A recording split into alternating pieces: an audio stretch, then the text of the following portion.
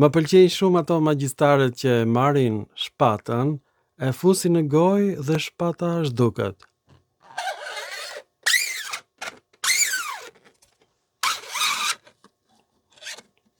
Ku shkoi shpata?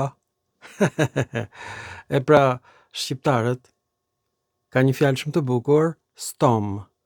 Do të thot bregore, lëndin, ledh, por në fakt ka kuptimin fillestar, hyrja e grykës së lumit. Prandaj ka marrë kuptimin bregu dhe bregore. Në fakt, rrypi i tokës, në fillim të arës, në gojë të arës, quhet stomara.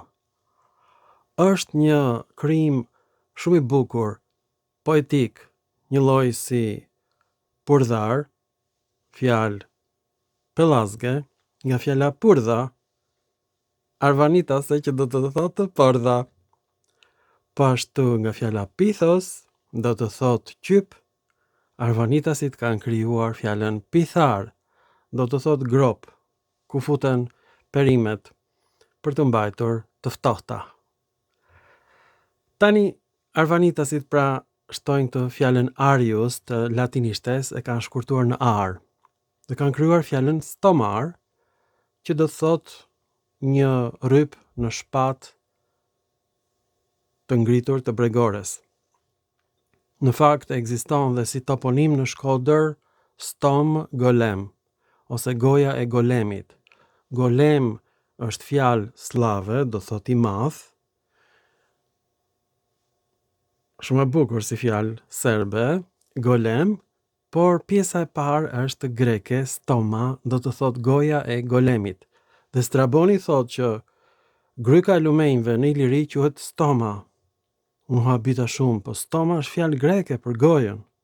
Atëherë kuptova që ilirët flisnin helenisht. Edhe emrat e qyteteve janë helene. Për shembull, Rizon, Straboni thotë është vëllai i Ilirit, qyteti i Ilir, ka kuptimin koineja e rënjëve në greqisht. Pra, kështu zhduket shpata pellazge në gojën e atyre që punojnë në cirk, shpatë shumë e bukur, shikoni, zhduket në gojën e tij, dhe pellazgu i thot bregores stom, që vjen nga greqishtja stoma. Pra, a u kënaqët me gjuhën pellazge? Gjuhë shumë e bukur. Por në del që fjalët e shkurtra njirokshe, stom, të shqipes, vjen nga fjala me dy rokje e pellazgjishtes stoma. Pra pellazgjishtja janë fjalë të shkurtuara të greqishtes në ilirisht.